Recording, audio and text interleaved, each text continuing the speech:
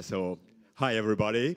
So my name is Henri and I am the co-founder of OKcontract. And today we're going to talk about why smart contracts need more front ends.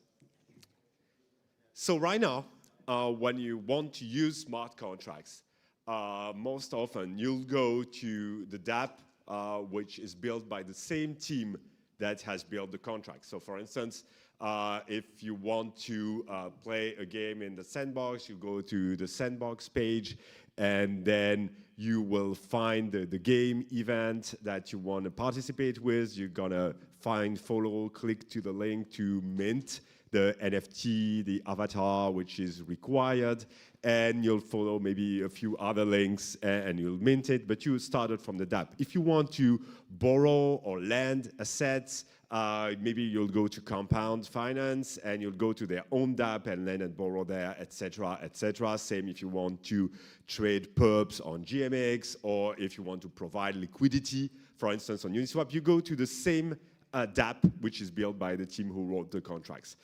There's an exception to that, and that's quite interesting. For instance, Uniswap is building widgets as an SDK. So you can use the Uniswap widgets and embed them in another site. But this is just for Uniswap, and they built this SDK manually. And the question is, can we do the same for every contract? That would be cool, no? And so here is something very interesting, of course, with smart contracts, is that they're permissionless. So you don't need, in Web 2, you would need to, let's say if you want to integrate with a given startup, you need to call them, maybe call the sales team, get an API key so you can build your own front end, your own interaction. But smart contracts permissionless. No call us for the API key. So you can just directly build a front end. What do you need to do that? Obviously, you need the deployed contract address, you need the method, you need the ABI, and if you want to program it yourself and not just go to EthCC and use the simple bare bones generated interface, then you'll need maybe a SDK. And this is how, for instance, if you remember Loot, you've been minting a very cool list of items, and there was no front end at all provided by the project itself. You'd go, so again, maybe to EthCC and call mint. But that's a very easy case, because mint has no parameters, and also the mint was free, so there was no value. Because otherwise, you would need to convert and format the right amount and take 18 decimals, etc., to put the price. So free mint, just no parameters, that were easy. But maybe if you want to deal with more complex and real stuff, you need more than a few SDK. So let's look at a real example, and let's look at the implementation of Uniswap v2 for one contract, the router, one method, add liquidity, and their React.js implementation. So we see here exactly what we said.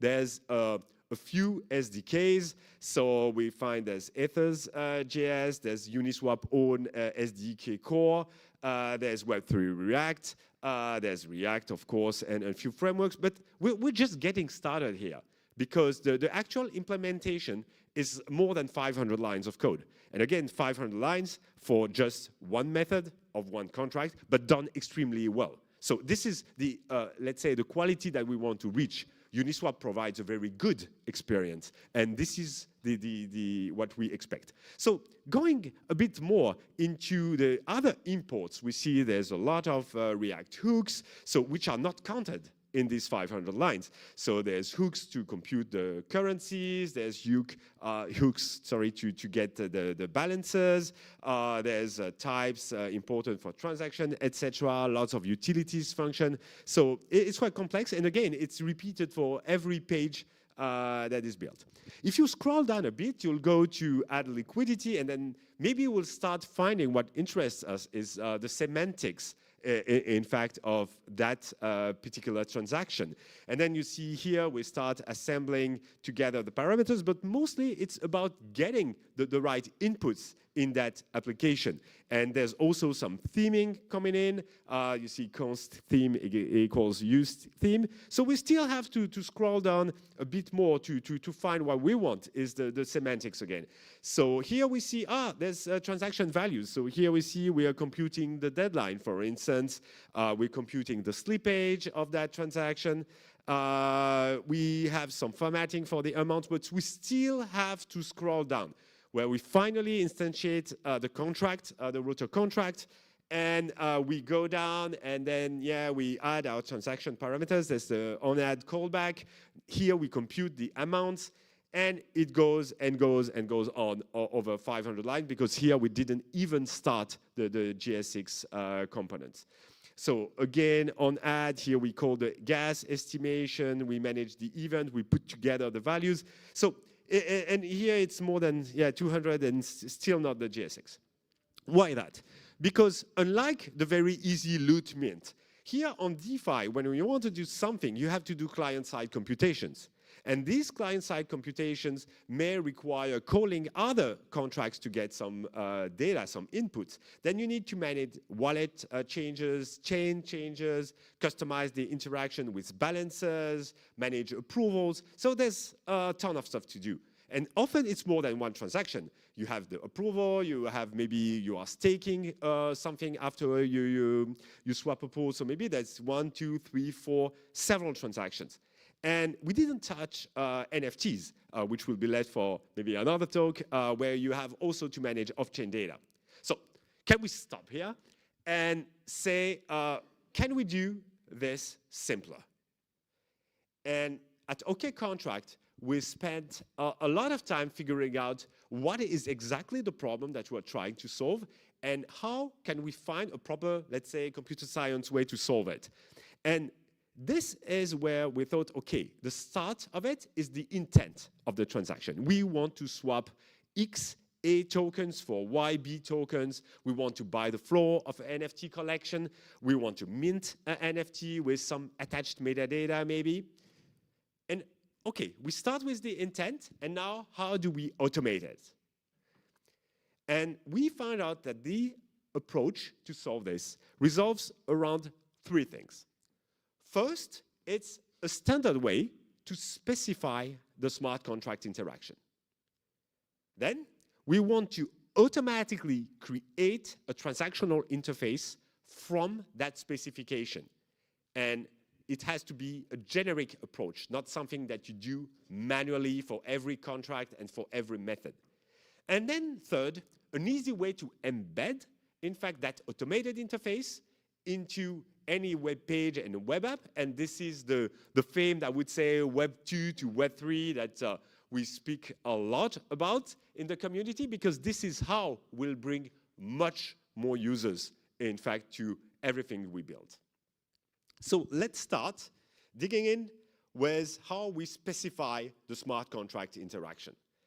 For this, we have introduced a new language, which we call Lambda script. Lambda script is a purely functional programming language. And so it has no side effects at all. And this enables automated reasoning and enables static analysis to do very interesting things. And we specify what we call a low-level intent or a high-level transaction. It depends when you put the cursor. But basically, if the intent swap X A tokens to YB token is very, very high level, what we want to specify is an intent. It's not 500 lines of JavaScript code. It's just an intent of the semantics of interacting with a given contract on a given method. So just to give you an example, this is the complete implementation in Lambda script for another method of the same Uniswap router, which is swap exact ETH for tokens, because this is a method that many of us know quite well. So here we say, okay, we're minting $2 which is a special value in the environment. And for token A and B, we see that we integrate knowledge base, a type knowledge environment about tokens where we can retrieve the precise address for each of the tokens using a unique ID. And then we construct values like a path, which is an array made of token A and B, deadline, a standard library function, and very important amount at min, which computes basically the slippage value. And all this, if you think about it, this is our low-level intent or high-level transaction. We specify exactly what we want to do. And from that definition, which we call the Lambda script program, then we compile it to bytecode, or gives an error if there's something wrong with the specification of that program. And then when we'll have user inputs, basically, we'll merge together the bytecode and the user inputs in a VM, which runs basically the transaction and outputs the transaction to the wallet, or gives an error if there's something wrong with the parameters or with the contract, that maybe the contract has changed or the contract is fully minted or anything. Second step, when we have this specification, then we can automatically generate the interface for that transaction. So basically, we go from bytecode to something highly visual and which is fully automated from that specification, not something that we need to toggle and that we need to re-implement for every contract or every method. And here, it's just a cartoon, but we have actually built it, and all these are screenshots. Those are real example of transactional interface which we have auto-generated with OKcontract. And you can see there's NFTs, there's DeFi, it could be multi-step transaction as well, where we can do swap and stake and many other things. We support themes, as you could see, with gradients and everything, input detection, error management, gas estimation, and all this is done, I would say, once and for all. And finally, when we have this, we can easily embed that interface into any web page or web app. All this widget interaction that we have, we can put it into any web page, which was the goal. Something like Uniswap did manually for one method or two methods from their contracts. We can extend and generalize to any contract and any method. And the runtime architecture for it is basically that we have this widget which interact directly with the wallet, including pretty soon with account abstraction wallets, of course, which will change overall the whole UX. And then the component can interact directly with the RPC, can also support IPFS, including upload via pinning to IPFS via other decentralized services. And we can as well provide data, which you have seen, like the list of tokens and several APIs, in fact, that power the web services, which directly connect to the widget and itself. And this is how, in fact, we have built a graphical editor where you can just choose a contract, select a method, define your Lambda script program, which is, again, the low-level intent or the high-level specification of that transaction, and then it generates the program which will be compiled, in fact, to the bytecode and run inside the VM so that we can put this and run this transaction into any web page. So if you get back to the title originally, how we will have more front-end, we'll have more front-ends very soon because we are almost ready to release it publicly. Right now, we started in private beta, so we've been working with projects like Compound and Alchemix, for instance, in DeFi, where we do multi-step transaction to migrate liquidity between several pools, collect rewards, and restake them in Aura. And we're working with the Sandbox as well, where we're going to onboard many partners and agencies doing transactions for all the brands that use the Sandbox. And all this will be available really, really soon. We just wanted to make sure that we iterate a lot on the specification before we release it publicly, so we can publish it as a standard and release the open source components, and so that basically it's something that will be stable and that you will all be able to build upon, and not something that will be shaky and that will iterate quickly upon release. And this is why it's not publicly released yet, but it's coming very soon. So if you want to support us, please tweet about it and follow us on Twitter, and I'll tell you why. It's just because that we're gonna release batches of invites to the platform before the public release. And if you follow us on Twitter, you'll know exactly how to use some OKcontract widgets to mint the NFTs that will open the gates to the platform and which enable to test with your contracts. So thanks again to all of you. And if you have any question, feel free to catch afterwards. Thank you.